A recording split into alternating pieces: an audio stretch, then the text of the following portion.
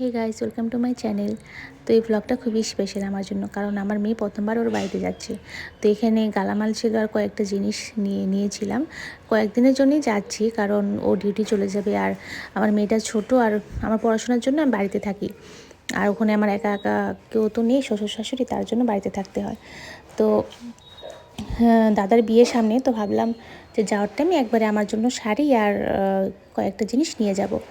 তো এদিকে দেখতে থাকো তোমরা। সবাই মন খারাপ করছিল জিয়া চলে যাবে বলে।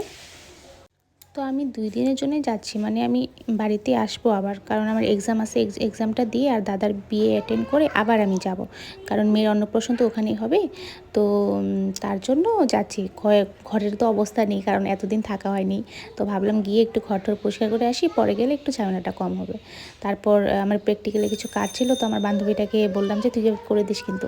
আর ও কখনো না করে না, ওকে কিছু বললে একদম সবসময় করে দেয়।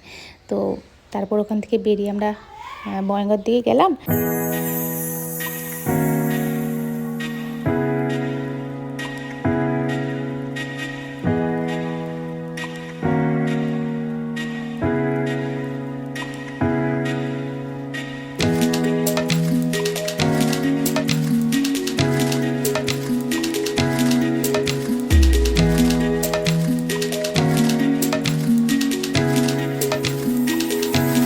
বাইরে প্রচুর ঠান্ডা ছিল, তার জন্য বোনকে বললাম তুই ওকে নিয়ে গাড়ির ভিতরেই থাক, আমরা দুজন গিয়ে শাড়িটা নিয়ে আসি পট করে।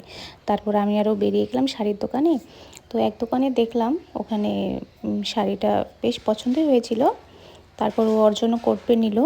তারপরে নিয়ে ঠিক আমরা একটু ফুচকা টুচকা খেলাম। খাওয়া দাওয়ার পর মিষ্টি নিয়ে তো বেরোলাম। আর আমি ওইদিকে আমার শ্বশুরবাড়িতে আমার কাকি শাশুড়ি ননদ ওদের কাউকে জানাইনি, ভেবেছি যে ওদেরকে সারপ্রাইজ দেবো। আর সত্যি আমার ননদ তো একদম শকড হয়ে গিয়েছে আমাকে দেখে। তোমরা আগে দেখতে পারবে ভিডিওটা।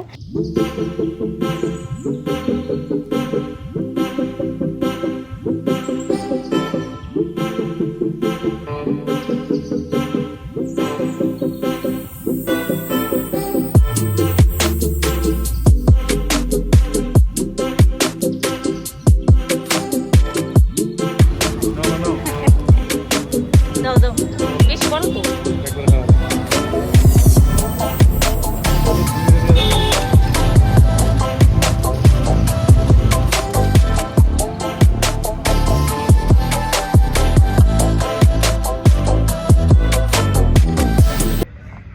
তো শাড়ির তো ভিডিওটা ক্লিপটা নেওয়া আমার মনে ছিল না, তার জন্য আমি একটা ফটো লাগিয়ে দিয়েছি। সেই শাড়িটা আমি নিয়েছি, খুবই ভালো লেগেছে।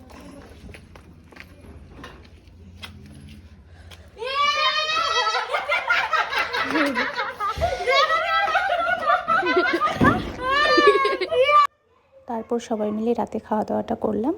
তো ভ্লগটা এইটুকুই ছিল।